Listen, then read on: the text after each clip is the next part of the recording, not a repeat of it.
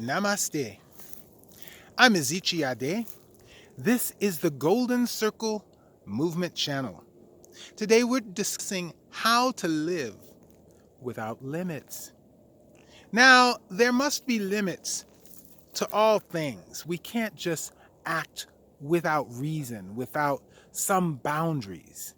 But when we live our lives, when we plan what we will do, when we have some answer for a major question that has been posed, it is very important that you not restrict yourself because of what they may think, what others may think, what they may do. They may react. They may think that I think it doesn't matter. What matters is that you are here to perform specific task in the mission of helping to create paradise on earth. So you need to get up and get to work. You need to get yourself in gear. All right?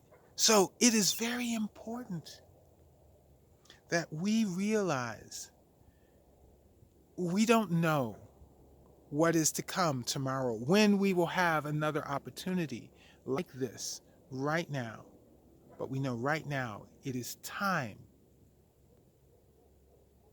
to fulfill our mission.